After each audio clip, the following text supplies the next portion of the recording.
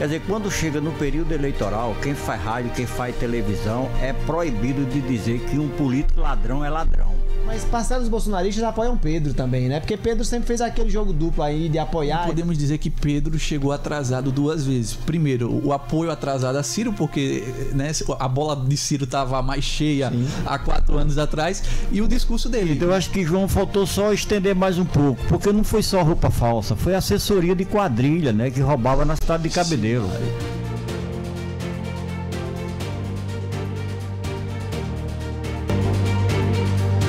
Da direita para a esquerda, da esquerda para a direita, do centro em todas as direções. Estamos começando agora mais um episódio, 4º episódio do Arapuã Cast, o seu podcast, o seu boletim semanal dos assuntos políticos, em especial das eleições 2022. No episódio de hoje não tem como a gente não debater essa semana os debates que já começaram, os candidatos já começaram a se confrontar, né, entre si, e aqui o debate da TV Arapuã ali, trazendo ali um pouco mais do conteúdo e do desempenho de cada um desses candidatos. No episódio de hoje eu tenho o prazer, a alegria, a honra de ter aqui ao meu lado ele que tem uma vasta experiência aí nessa cobertura política de todos os lados, do lado de dentro, do lado de fora. Eu tô falando do meu amigo Maurílio Batista, do programa Arena, que faz sucesso e polêmica aí na internet. Maurílio, obrigado pela presença. Obrigado, eu que fico contente, fico feliz, né, em você lembrar de nós outros e nos convidar. Estamos aqui para debater, para tentar levar ao nosso telespectador alguma coisa com relação aos que estão aí disputando o futuro governo e quem vai nos governar. Se você acerta, ótimo. Se você erra, eu tenho um amigo que ele costumava dizer o seguinte: olha, o político ele é mais importante do que o médico, porque o médico, quando ele erra, ele só prejudica um paciente, que é aquele que ele está acompanhando. E o político, quando erra, ele prejudica toda uma comunidade. Inclusive o médico. Inclusive o médico. Obrigado, Maurílio. Bom demais. Isso, a polêmica não deixa que a gente lhe esqueça de jeito nenhum. E do meu lado aqui também, ele está sempre conosco, sempre dando aí uma ajuda nessa consultoria política, o professor, cientista político, Luiz Gonzaga Júnior. Obrigado, professor. Eu que agradeço, Luiz. Sempre aqui ter a oportunidade de dividir aqui essa bancada qualificadíssima aqui com o Maurílio também, né? E estamos aí para fazer esse bom debate, essa conversa aí sobre esses acontecimentos, com foco nos debates eleitorais aqui da Paraíba. Bom demais. Daqui a pouco desembarca aqui, tem o Maurílio da experiência e tem o Maurílio da nova geração, o Maurílio Júnior também. Daqui a pouquinho ele desembarca aqui para poder contribuir. Aliás, já perguntaram se ele era meu filho. Eu disse, não, meu filho. Você já contou os seus, né? É verdade, já. Meu filho tá em outra. Bom demais. Vamos lá. Debate os candidatos agora. Antes era muito da questão da composição política, articula palavras, junta partido para um lado, junta partido para o outro. Agora é a hora do vamos ver, do valendo, dos candidatos para com a população, o que cada um acha. Antes da gente descer especificamente, na opinião de vocês, debate muda voto mesmo? Ou faz o cara votar ou não? Quem assiste já tem o voto ou não tem ainda, mas debate não define voto? Ó, Luiz, eu acho o seguinte: primeiro eu queria fazer aqui um protesto, que não é de hoje. Eu acho que no Brasil as coisas funcionam de uma forma totalmente errada. Quer dizer, quando chega no período eleitoral, quem faz rádio, quem faz televisão, é proibido de dizer que um político ladrão é ladrão. Tá certo? Por quê? Porque os deputados criaram uma lei nesse país aonde ladrão nesse período vira um cidadão honesto, que não é. É a imunidade eleitoral. E aí o que acontece? Se você tiver a coragem que eu tenho, você termina recebendo uma multa que é um absurdo. Entendeu? O que a gente vê aí é uma gama de canalhas sendo candidato por esse país afora. Cara que saiu da cadeia, cara que tá preso em casa sendo candidato a presidente da República, cara que é acusado de ter roubado mais de 400 milhões de reais, tendo os direitos políticos suspensos e dizendo que é candidato. Quer dizer, Isso é uma anomalia, isso é uma coisa que devia acabar. E infelizmente tudo isso acontece porque nós eleitores é que permitimos, porque não tem nenhum deputado, nenhum senador, governador, vereador, prefeito ou presidente da República que esteja lá, que não seja através do voto. Eles adoram esse período, é um período Claro, é o período em que o ladrão vira um cidadão honrado, que infelizmente não é. Não é? Que não é. Então é uma coisa repugnante, sabe? E eu faço questão sempre de fazer esse esclarecimento quando eu vou a qualquer programa, quando eu participo de qualquer debate, porque eu acho que a sociedade devia reagir com relação a isso. Simbora. Não, primeiro a pergunta, né, Luiz? Acho que a gente até começou um pouco esses dias. O debate ele serve um pouco para também ter a possibilidade de mudar o voto, né? Principalmente quando se tem uma eleição que existe uma disputa maior. Pensando aqui na Paraíba, a partir das pesquisas as poucas pesquisas, né, que estranhamente saíram até agora aqui na Paraíba, a gente tem um governador ali na dianteira e a gente tem 3 candidatos disputando segundo lugar. E ali o debate é um instrumento exatamente de poder definir. A parcela da população, ela está esperando ali pelo mais qualificado, para aquele que é possível apresentar proposta e também ter a possibilidade de pôr em xeque, né, a atual administração. Então o debate ainda é um grande... Claro que às vezes eu poderia até discutir o formato dos debates também, né? A gente poderia até questionar o formato dos debates muitas vezes. Qual seria o formato ideal? Olha, aqui pegando o debate da Arapuã, inclusive sabendo aí até da iniciativa que você tomou, o momento onde você consegue deixar o candidato mais solto, mais livre para poder questionar o outro. Porque quando o debate no Brasil ele é muito engessado. Ele é muito travado, principalmente no debate em primeiro turno, onde você tem muitos candidatos. Então define um tema, tal. Acho que até pegando um pouco que o Maurílio traz aí, as grandes questões, eu acho que uma coisa, Maurílio, eu acho que foi corrigido e foi importante, pegando o debate lá de 89 de Collor e Lula, quando o Collor disse que apresentou lá, tinha uma porrada de denúncia contra Lula e era tudo falso aqueles documentos. Era mais para desestabilizá-lo. Esse tipo de coisa, isso aí é sacanagem. Isso aí a história da filha, né? E da filha que Lula tinha, a história da ligação com Luriano, né? O sequestro lá do Diniz, do Pão de Açúcar, né? Do Abílio Diniz, exatamente. Então esse tipo de coisa é covardia, é mau caratismo em debate. Eu acho que esse tipo de coisa não vale. E agora, provocar aonde você tem temas sensíveis para os outros candidatos é importante, porque tem alguns que não conseguem responder. Por exemplo, essas denúncias que Maurílio falou aí. Veja só, a minha ideia também eu concordo com a tese que em campanha e num debate não tem essa convenção de Genebra, não tem essa coisa da ONU dizer aqui não pode atirar. Enfim, é um debate. E quando a gente faz para que os candidatos perguntem, é porque exatamente a gente quer saber, porque olha só, eu gosto muito quando Zé Cavalcante o poeta dizia assim, muitas vezes o sábio se revela muito mais pelas perguntas que faz do que pelas respostas que dá. Sim. Quando a gente bota o candidato para ele perguntar, a gente exatamente sabe o que é que ele tem de prioridade na cabeça dele. Ora, qual é o assunto que ele seleciona para poder questionar? Qual é o assunto que ele quer na pauta dele?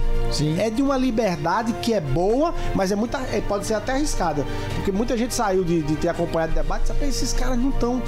Me impressionou, por exemplo, boa parte do programa, do debate aqui da TV Arapuã, eles gastaram com Lula e Bolsonaro. Sim.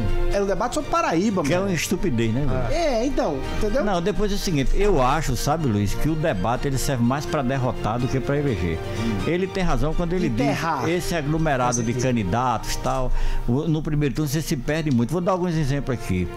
Eu sei que a Calvário foi a Cruz Vermelha foi decisiva na última eleição na Paraíba, mas teve um episódio que eu me lembro o seguinte, quando o Ricardo trouxe a questão da pensão alimentícia que era pago a Cássio. Ele derrubou a Cássio ali. A Cássio, a esposa de Cássio, né, tal, que ele aproveitou aquilo e fez um tremendo carnaval, e aquilo pegou bem. Tá certo? Pegou bem. Ou seja, ele não pensou em bondade. Não existe isso. Golpe baixo. Não. Isso, né? Não existe isso, tá entendendo? Vamos dizer, no caso de Lula e Collor, tá certo? Então, Lula ficou temeroso o tempo todo, não é? Com medo que aquilo viesse a público.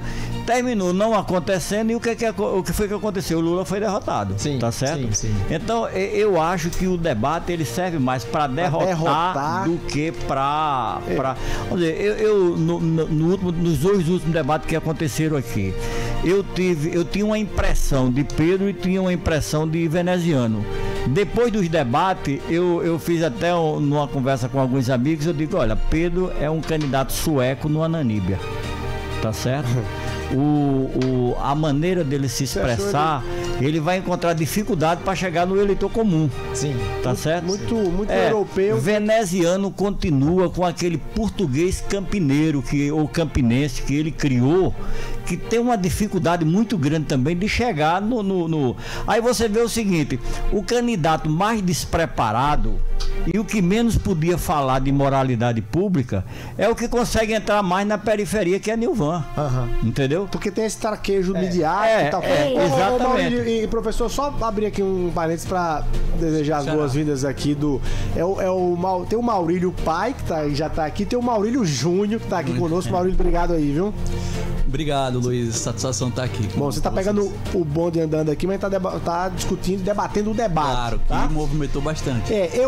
Puxando por esse gancho que o Maurílio falou aqui, eu acho que assim, mais do que a história da expressão, saber quais são os candidatos que entraram com estratégia. Eu, por exemplo, ao ver o desempenho dos candidatos no debate da TV Arapuã, eu vi que qual era a estratégia? Vamos lá, a de Nilvan, clara, ele disse, eu tô aqui para me destacar entre os candidatos da oposição e polarizar com o João. E mais, vou bater nos outros também. Porque eu quero sair dos três. Não vou ficar enrolado nos três. Pedro, eu achei que ele entrou sem estratégia. Simplesmente entrou. Mas só pra participar e não dizer assim. Veneziano até ensaiou uma estratégia, porque ele beliscou Nilvan, beliscou Pedro. Mas, concordo com o Maurílio, ele tá outra vibe. Num desempenho que eu acho que não cabe ali. O povo tá dizendo assim, mas você tá feliz demais por quê? Você é candidato da oposição, por que tá muito feliz? Você tem que ter um pouco de infelicidade pra dizer que precisa mudar a situação. Inclusive o Nilvan explorou muito isso, né? Porque Nilvan, nesse destaque aí, Nilvan, ele quis, primeiro, uma coisa que ele falou, é primeiro trazer o debate nacional. Ele quis nacionalizar a partir de Bolsonaro, foi uma estratégia que Nilvan usou. Mas a outra coisa foi destacar que todos os outros, o Major Fábio também falava isso, né? Todos os outros eram iguais, considerando que estavam juntos, porque João, através de Ricardo, estava junto com o PSDB, lá em 2010, né? Também Veneziano saiu agora, olha, você tá, isso desestabilizou o Veneziano também, porque ele sempre tentava fugir pela tangente ali, mas ele não tem como negar isso, né? Então isso cria ali, então essa foi uma estratégia de Nilvan. De querer se distanciar dos outros, colocando todos no mesmo bojo, né? E meio que facilitou o trabalho do governador. Nilvan, ao citar Veneziano, até pouco tempo você estava com o governador. João, nesse caso, nem precisou citar. Sim, Nilvan aniquilou, teria aniquilado por a metralhadora de Nilvan foi para todo mundo ali. Talvez uma vez ou outra ele tentou uma tabelinha ali com Pedro, etc e tal, mas Pedro muito afastado do debate e talvez até com um discurso muito repetitivo, né? Aquela coisa da educação, aquela coisa do privilégio e uma coisa que ele vem adotando e que chama surpresa e que não sei até que ponto isso pode ajudar, é a questão do Ceará. Ele acabou colocando agora, inserindo o Ceará no discurso dele.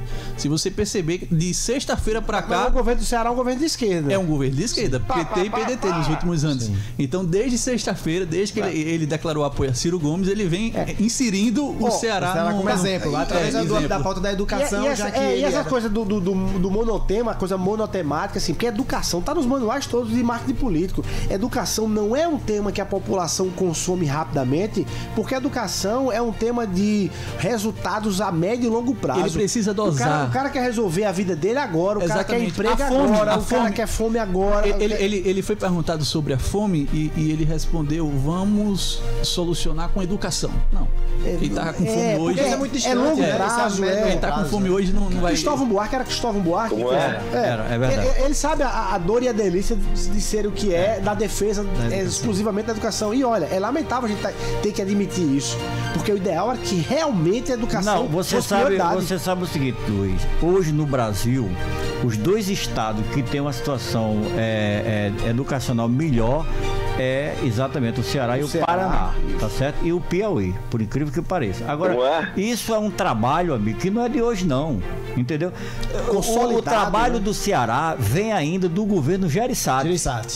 Mantiveram uma política de Exatamente. Sem interrupções. Do Paraná da mesma forma, vem ainda de Richa, daquele pessoal todo lá, tal, que mantiveram o programa educacional, tal, e aí eles avançaram, tá certo? Agora, o que eu acho é o seguinte, é aquilo que eu estava dizendo. São candidatos que querem disputar uma eleição falando uma linguagem sueca e estão falando para o africano. Não é nenhum demérito aqui a Paraíba não, que eu sou paraibano e adoro isso. Agora, não dá para você chegar para um eleitor esclarecido e dizer o seguinte: não, quando eu for governador, a Assembleia está recebendo demais e eu vou cortar. Você sabe que isso não existe, porra. Isso está no orçamento. Isso é votado pelos deputados, entendeu? E aí qual é o deputado que vai aceitar? Pedro devia dizer o seguinte: olha, no meu governo eu vou denunciar que tem deputado que recebe 500 mil reais de verba de gabinete. E Pedro acabou Aí tudo bem, tá certo? Aí tudo bem, porque aí não é uma questão da estrutura da Assembleia, de quem está dirigindo a Assembleia. A gente que cobre a política na Paraíba sabe disso, porra, que isso aí é o que mais se fala. Deputado recebe 300, deputado recebe... Não é que o deputado recebe e bota o dedo no bolso, é a estrutura de gabinete deles, de alguns, que não sei se chega a 500 mil, mas chega perto. E nesse entendeu? Aí tudo bem, você vai e diga que você vai denunciar, e aí o Ministério Público vai agir, quem tiver na presidência da casa vai agir, aí tá certo. Agora você dizer que vai reduzir, não reduz. Agora, Maurício, você tá decupando o assunto por dentro, e decupando por dentro realmente fica ali sem muita lógica de avanço. Agora, jogando para a galera, o debate é bom, pega, porque a turma tem raiva de política, a turma se deixasse derrubava a Assembleia no agora cacete. Também, Pedro precisa dosar a forma como ele fala, a insistência como ele dá para certos assuntos, porque ontem, por exemplo, esse assunto acabou levantando uma situação a qual o veneziano se aproveitou muito bem, que foi a questão: pô, Pedro, tu defende aqui os cortes dos privilégios, etc, mas lá em Campina Grande tu não falou nada em relação à Operação Famintos que atingiu a merenda escolar. Ele pegou bem. Entendeu? O veneziano captou o momento ali e deu uma cortada. Veneziano, eu achei que ele entrou com estratégia, que pese ele precisa aqui passar por uma semana de curso com o Maurílio, né? Que é pra pegar um viés um tanto quanto mais beligerante, mas eu achei que ele entrou com estratégia porque ele não entrou pra ter pena. Assim, ele sabe que o desafio dele é se desvincular. Existe uma confusão entre Veneziano, Nilvan e Pedro, né? Sim, no campo da oposição, o cara que não quer votar em João, o cara vai escolher entre eles, principalmente, claro, que os outros candidatos. Nilvan e Pedro. Mas assim, aí você olha assim e faz, pô, mas quem se destaca desses caras? Se eles ficarem muito iguaizinhos e muito amiguinhos, não, se afunda, entendeu? Nilvan ontem não foi pra ser amigo de ninguém. É óbvio que isso pode gerar um problema no segundo turno. Agora mas o cara pra ir pro segundo tem que passar no primeiro. Agora teve uma outra relação de amizade ali que me estranhou muito também. Foi ali a extrema direita e a extrema esquerda batendo bola, os amigos ali, né? PSTU e o Major Fábio, né? O PRTB na extrema direita, né? Mais bolsonarista. Uma junção bizarra, tava muito bizarro, porque estavam trocando bola ali, o Major Fábio chamando lá de amigo, meu amigo e tal. Meu Deus, o que é isso? Aqui tô tirando mais nada, né? Eu senti saudades do Antônio Radical. Fez falta ali. Era preparado, né? Não é nem um demérito ao cara porque é um motorista de ônibus. Não tem nada a ver. É que o cara é totalmente despreparado, ele não sabe nem fazer as perguntas, pô. Nem fazer. E eu gostava do slogan do Antônio Radical, que era "A mudança é radical". É verdade. A mudança é radical, adorava esse slogan. Não, e ele, bom, tudo que a gente lembra dele, lembra de Lúcio Sarmento. Ô Luiz, sabe o que eu achei assim que faltou? E até eu vou dizer isso aqui, tenho certeza que eles vão aproveitar no próximo debate. Vamos dizer, Nilvan passa o tempo todo gritando e agredindo todo mundo, e de proveito não traz nada. Ele botou na cabeça que ele vai conseguir fazer o porto de águas profundas lá em Mamanguape, e aí ele diz: não, vou atrás da iniciativa privada. Ele pensa que é assim, tá certo? Mas tudo bem, ele adotou como bandeira. Vamos lá, olha, porra, ninguém fala, cobra uma obra de João importante para João Pessoa e para Campina Grande. Porque eu acho que aí era onde estava o grande debate, amigo. Debate real. Entendeu? Debate real. Porque você ficar dizendo, não, João, você estava na Calvário. Porra, se João tivesse na Calvário, ele já estava preso. Tá certo? Ele foi beneficiado pela Calvário? Foi, não tem a menor dúvida disso. Tá certo? Vamos ouvir essa parte aí? Agora, vamos ouvir, Maurílio, essa parte aí. Como foi essa parte aí? Desse embate direto entre Nilvan e João e Nilvan. Candidato, a Operação Calvário foi destaque nacional, em telejornais de ampla repercussão, desvio de 132 milhões, se juntar saúde, educação, Detran, pode chegar a R$1 bilhão, causando um prejuízo gigantesco aos cofres públicos. O senhor foi o principal aliado e foi o candidato apresentado em 2018 por Ricardo Coutinho, que é o principal centro das atenções dessa operação. O senhor tem a oportunidade de responder. Ricardo desviou dinheiro ou não desviou? E João, disse o quê? Candidato, eu fui secretário de Infraestrutura, Recursos Hídricos e Meio Ambiente desse estado durante mais de 7 anos. Na minha pasta, tive a oportunidade de realizar e coordenar as maiores obras que foram implantadas durante aquele período. Tive o prazer e a satisfação de, como executivo, coordenar projetos como o Canal Acauã, projetos de grandes adutoras de barragens desse estado. Exerci minha atividade absolutamente com o zelo e o cuidado que se deve ter com o recurso público. Se há algum tipo de investigação em curso, que seja feito, não tem problema absolutamente nenhum. E quem tiver seus nomes citados, que responda ao candidato. Da mesma forma que o senhor é investigado em operações aí sobre o uso de marcas diversas de uma loja que o senhor tinha. E nem por isso nós estamos condenando o senhor aqui antecipadamente. Nós queremos discutir aqui a Paraíba, mas parece que o nível de discussão que o senhor quer levar realmente não interessa para o povo, até porque o senhor não tem proposta, o senhor tem um mundo de fantasia que o senhor faz em cima de propostas absolutamente inexequíveis. E não teve réplica não de Nilvan? Cadê a réplica de Nilvan quando ele vai falar em STJ, em citações? Tem coragem, viu? É. Cadê a réplica de Nilvan? Candidato, o seu costume de falsificar as coisas parece que não para nunca. Eu nunca, em momento nenhum, tem gravação citando meu nome em absolutamente momento nenhum de apuração de coisíssima alguma. Eu tenho um nome limpo. E esse nome limpo é que fez essa Paraíba ser diferente. Essa Paraíba de hoje é muito melhor do que a Paraíba que eu recebi em janeiro de 2019, que avançou na saúde, que protegeu as pessoas, que enfrentou a Covid e teve nota 10 do IPEA. Foi uma boa resposta. Eu acho o seguinte, eu acho que João faltou só estender mais um pouco, porque não foi só roupa falsa, foi assessoria de quadrilha, né, que roubava na cidade de Cabedelo. Você sabe disso. Você sabe disso. O Luiz agora. Não só você. Isso está aí, porra. Isso está aí em tudo que é rede social. Entendeu? Mas é por isso que tá em segredo de justiça, é isso? Porque o processo tá em segredo de sim, justiça. mas os vídeos não. Os vídeos não estão sob segredo de justiça, que tá aí. Você bota lá e você vê o cara denunciando. Ele teve inclusive que devolver dinheiro que tinha recebido para defender essa quadrilha e teve que devolver, tá certo? Então, por isso que eu costumo dizer que ele não é a pessoa indicada para falar de moralidade pública, nem cobrar de ninguém. Mas aí pública.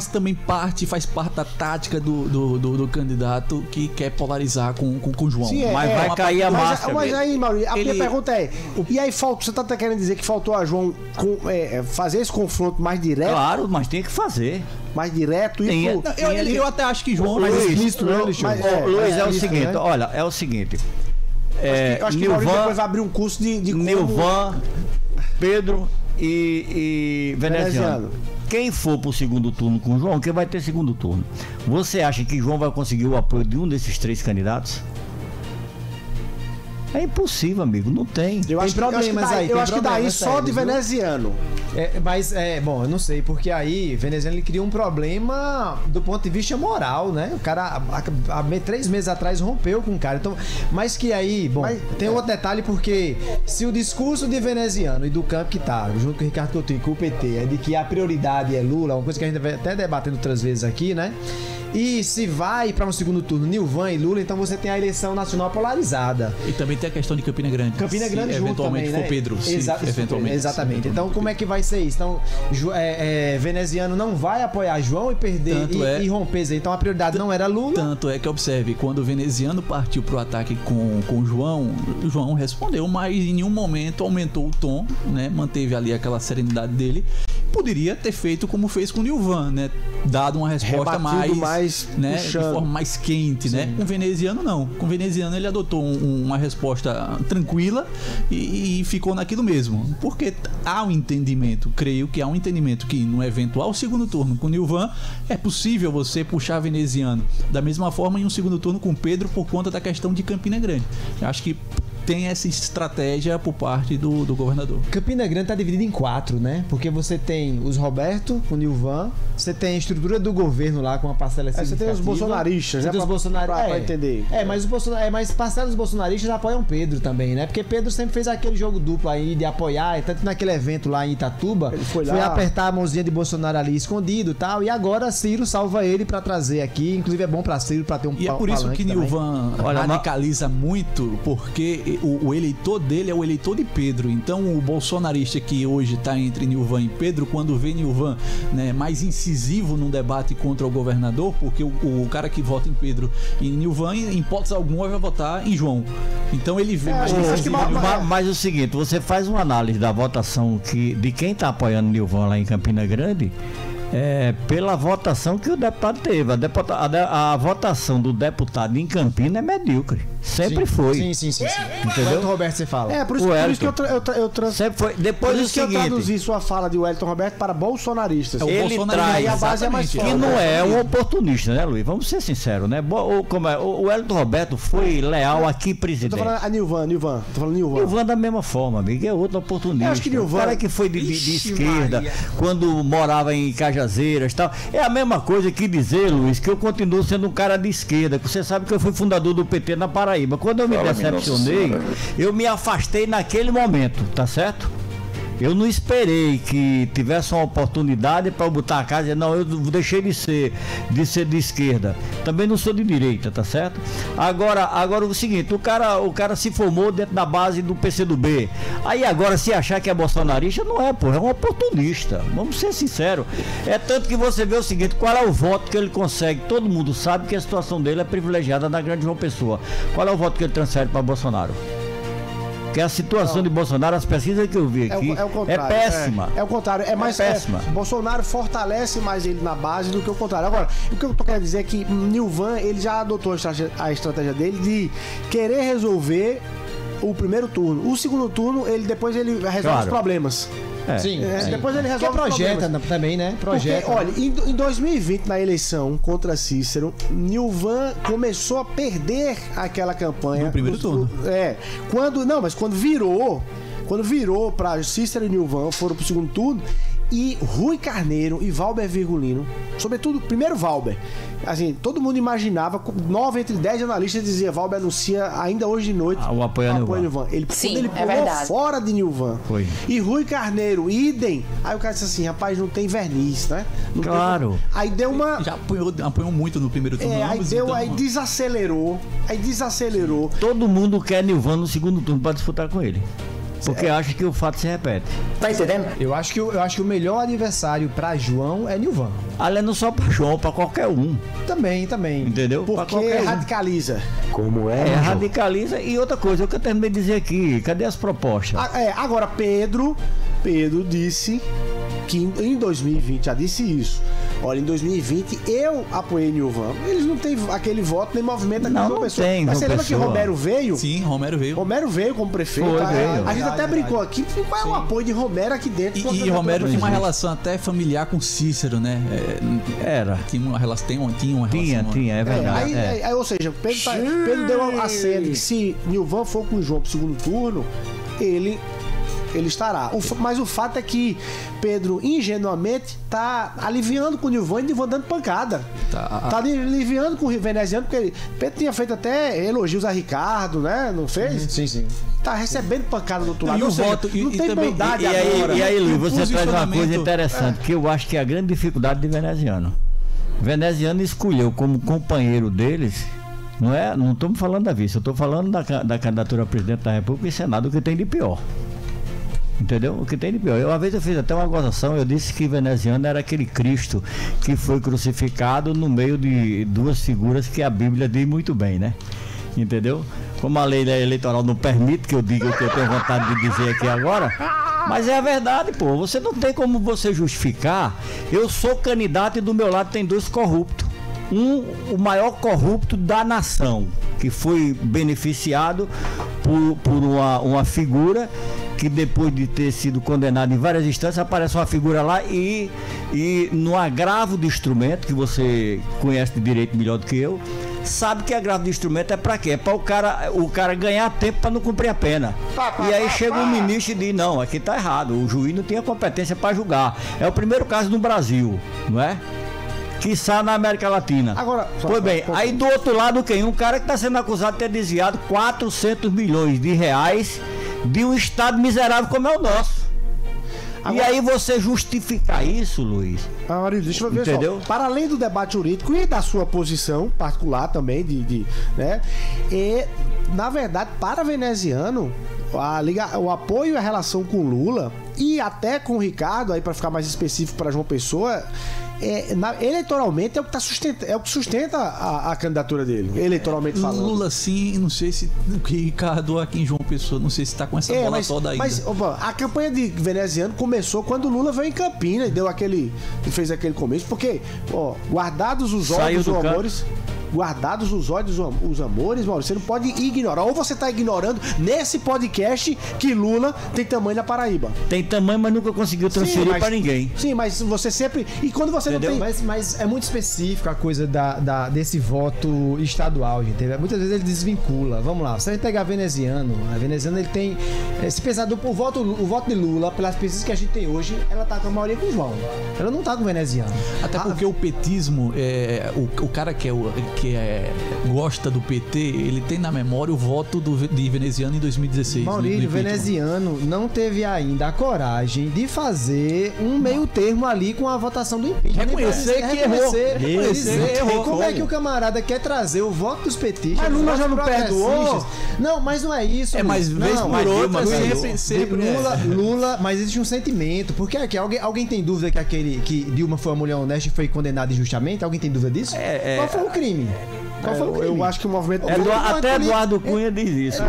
Não, Michel Temer disse isso. O movimento foi político. Alguém que hoje insiste... E Bolsonaro também teria caído por esse centrão aí se ele não tivesse ali... Bolsonaro foi o orçamento qualquer secreto um cairia. que segura. E Veneziano, naquela ocasião, ele não só votou a favor do impeachment, como participou com indicações no governo. Participou. Hoje eu vi uma entrevista do candidato a senador, que não é candidato, porque está inelegível, numa emissora de rádio, ele dizendo que ele vai ser o fator principal para a vitória do Veneziano. Meu irmão, pelo amor de Deus. Quem foi, Maurício? Mas aí vem só. O que eu tô querendo dizer a vocês é que... O candidato que se diz candidato a senador e que não pode porque está inelegível. Entendi. O que eu tô querendo dizer é que Veneziano com Lula, ele dá a Veneziano uma base, uma largada para ele trabalhar. Aí vocês dizendo, mas não elege, tudo bem, mas tire. Não, se tirar, nem candidato ele é. Tirou. Não, mas Luiz, olha, se tirar o Coutinho sair da chapa hoje, Luiz, qual foi? Lula, se Lula, por exemplo, se Lula dissesse assim, gente, eu mudei de ideia aqui, minha aliança com o Alckmin, o meu candidato não é Veneziano, não. Mas eu vou dizer por quê. Você está entendendo que você tira ali no chão... O tempo vai mostrar a você, e aos que têm dúvida, de que o apoio de Lula Veneziano não vai render nada. Eu vou dar um exemplo aqui. O neto de Antônio Carlos Magalhães está ganhando a eleição na Bahia com a mão nas costas. Sim. Não tem candidato a presidente, amigo. Não tem. O PT tentou, o PT Nacional tentou acenar um entendimento com ele. Com o Brasil, com o Brasil. Aí foi o que aconteceu. Jacques Wagner foi lá e disse que não aceitava tal. Disse que o candidato do PT está derrotado. Sim. E aí? O Lula dá um banho na Bahia, que no Nordeste é onde ele melhor ganha. Ô Maurílio, mas aí exatamente, é o desgaste natural, porque o PSB tende a perder por Marília Reis, que estava no PT até ontem, e saiu para o Cidadania inexpressivo, sem o apoio de Lula, e que, o voto de Lula em Pernambuco tá com Marília Reis. Claro, e é outro estado onde Lula ganha com os pés nas costas, entendeu? Então, é muito relativo. Essa briga de... Fica João dizendo que quer Lula no palanque, veneziano quer Lula no palanque. No debate ontem, especificamente, João não falou de Lula. João não falou de Lula. Veneziano duas vezes. Não falou se não por estratégia ou se por... Ele fez até críticas a Bolsonaro, ao governo Bolsonaro, em questões aí. Como é uma burrice extrema, Lula. Pedro dizer que vai botar com Ciro Gomes. Um maluco. Aquilo é um maluco, rapaz. Entendeu? Cara, Pedro inteligente, Ciro? Não. Pedro Ciro. Eu acho que o problema aí não é Pedro declarar apoio a Ciro, mas, como eu disse, é inserir o Ceará agora como o melhor dos mundos. E outra coisa, ele insere o Ceará e esquece que o pai foi governador 2 vezes. Sim. Então, se ele tivesse que usar como inspiração alguma coisa, deveria ser o governo do pai. Poderia ser as gestões de Campina Grande, o grupo político Cunha Lima, mas já governa Campina Grande há muito tempo e ele não cita. Que não fizer nenhuma revolução na educação. Exato. Aliás, não pode e não deve ter vergonha da administração do avô e do pai. Mas não cita. Entendeu? Eu fosse ele no meu lugar, no lugar dele, eu tava fazendo isso, porra. O governo do pai dele teve coisas importantíssimas. O Boa Nova foi uma obra magnífica na Paraíba. Ronaldo teve também, com toda a cachaça que tomava, tal, etc. Cachaça não é mas problema, foi um não. cara, exatamente, mas foi um cara que foi um grande governador. Aí só de Ciro, da relação de Ciro, só pra acrescentar aí numa coisa que eu vejo, é o seguinte: Ciro seria um grande cabo eleitoral para um candidato a deputado estadual ou federal. E se eu fosse candidato a deputado estadual e federal, olharia o mapa da Paraíba e dizer assim: eu sou candidato de Ciro. Porque aí você tem uma base para trabalhar que ninguém tá trabalhando. E aí eu sou candidato de Ciro. Aí você teria toda uma base de ciristas que chega aí a 10, 12% na Paraíba, que dariam uma votação bacana para um deputado federal ou para um deputado estadual. O deputado de Ciro. Agora, não usar como plataforma para uma disputa majoritária. Mas majoritária não. Aí majoritária você reduz por baixo. Você não reduz. Uma coisa assim: olha, eu sou Lula, eu sou Bolsonaro, você reduz por cima. Eu soube hoje que o irmão não tá votando com ele no Ceará. No Ceará, então não, romperam. Ciro conseguiu perder o apoio de Cid e de Ivo, que é o prefeito de Sobral. Em função porque tinha maioria no diretório estadual e aprovou o candidato lá, que era o ex-prefeito lá, o prefeito de Fortaleza, e tirou Isolda da jogada, porque Isolda, ela tinha um acordo com o PT há muito tempo. Resultado, rompeu a família. Existe um narcisismo exacerbado aí com o Ciro, né? Que é um cara que eu acho que, Maurício, eu já li uns 2 livros, assim, ele tem boas ideias, ele tem um conteúdo interessante, ele tem um conteúdo... Não, ele é inteligente, ele é desequilibrado. Agora ele é inteligente. E não é só a questão do desequilíbrio, não. Tem uma história chamada polarização, é lamentável, não é? Mas é.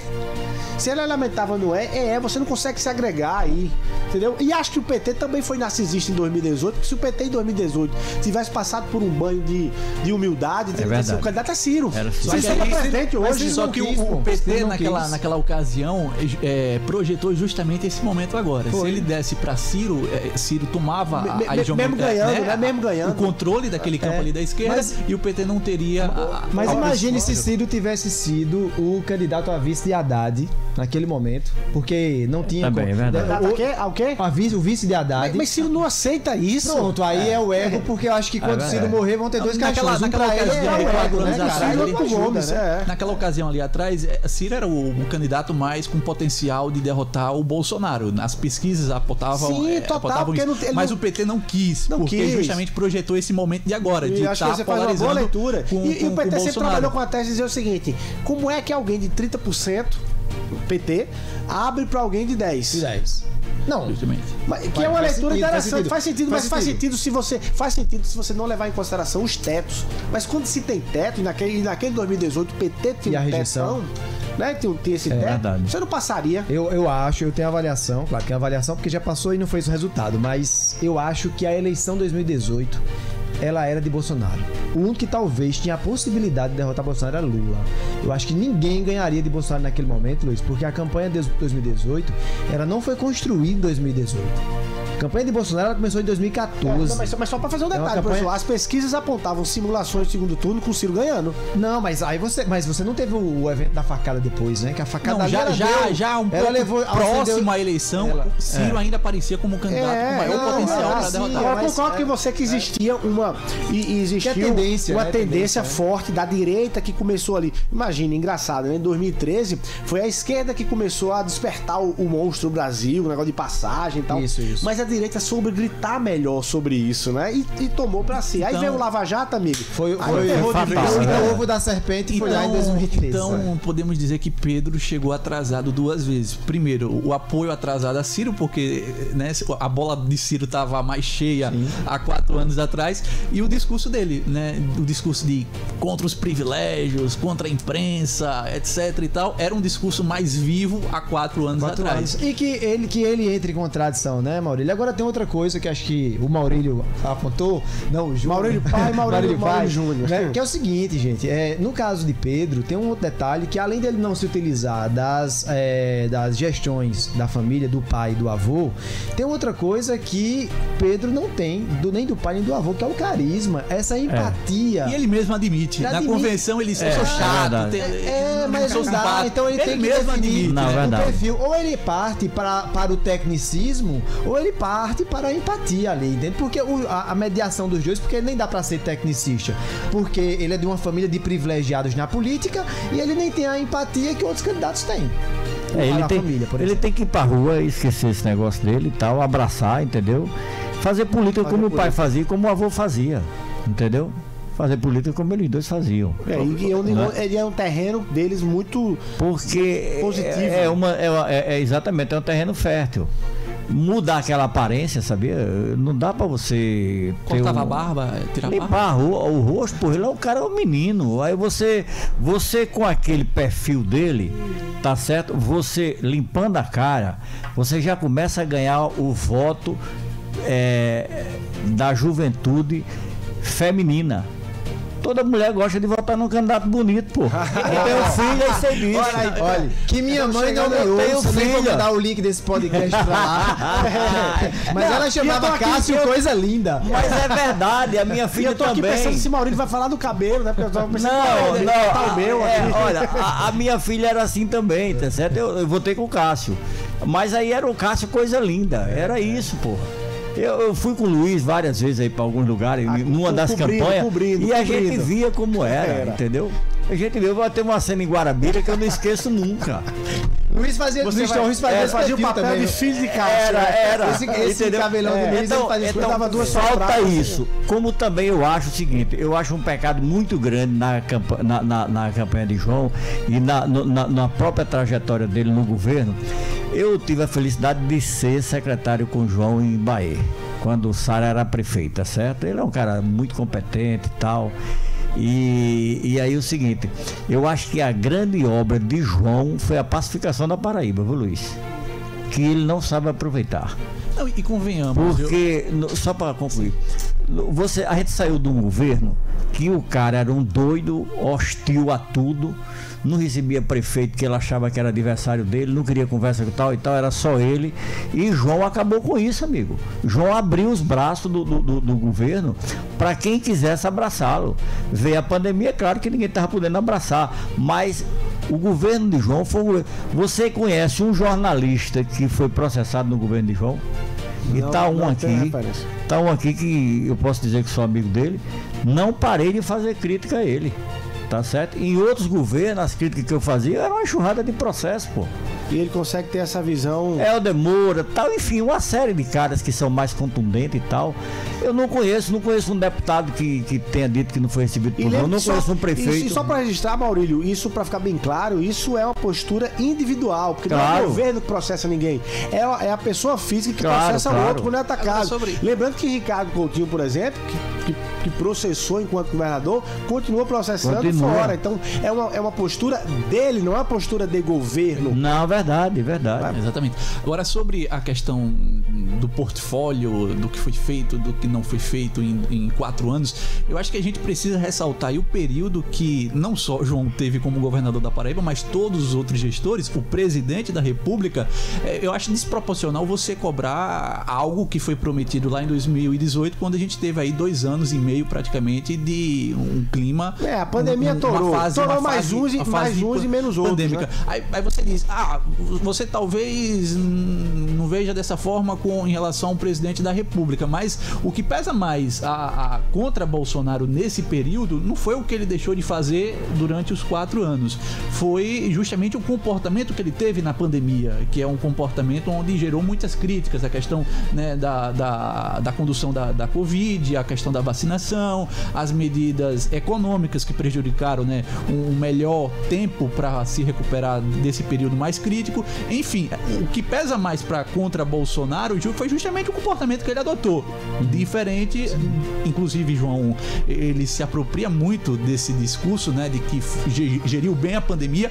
Há quem critique, né, essa linha dele, porque teve também o lado negativo, né, fechou o comércio durante boa parte desse tempo, e há 2 vertentes aí para você ter as leituras. Na verdade, eu acho, veja só, Maurílio Júnior, eu acho que imagina se Bolsonaro tivesse conduzido a pandemia, aceitado a vacina, não tivesse feito crítica à ciência, tivesse estruturado sem crítica, não tivesse, inclusive, limitado o acesso ao recurso a partir de chassi, porque hoje ele se orgulha de dizer, olha, não, porque todo estado recebeu recurso. Óbvio, gente, imagina se não fosse, ele estaria preso hoje, se o pessoal tivesse recebido esse recurso, entende? Tivesse feito o mínimo de investimento, que não foi feito, olha, não houve investimento em nada. Se tivesse valorizado se ele não tivesse brigado do tanto, governo, né? Se ele tivesse valorizado as próprias ações do próprio governo, assumisse a postura de um presidente da República. Pois quem comprou a vacina? Bolsonaro, ele estava reeleito. Ele concluiu uma obra que eu acho que é fundamental para o Nordeste, que o PT meteu a mão e roubou o que pôde roubar. Tá certo que foi a obra da transposição. Ninguém pode dizer que não foi ele que... Não, mas começou com o Lula. Não começou com o Lula, não. Começou quando o Cícero era ministro da infraestrutura, que era uma secretaria e tal. Entendeu? Que foi quem fez os estudos, fez a topografia, fez tudo. Começou dali. Não é uma obra de um governo só. Tá certo? O Lula teve a participação dele, não tem a menor dúvida, tá certo? Agora, ele concluiu, não soube aproveitar, porra. Não soube aproveitar. Mas porque não sabe, cara sai de um Bolsa Família de R$70 para R$600 e ele não sabe aproveitar.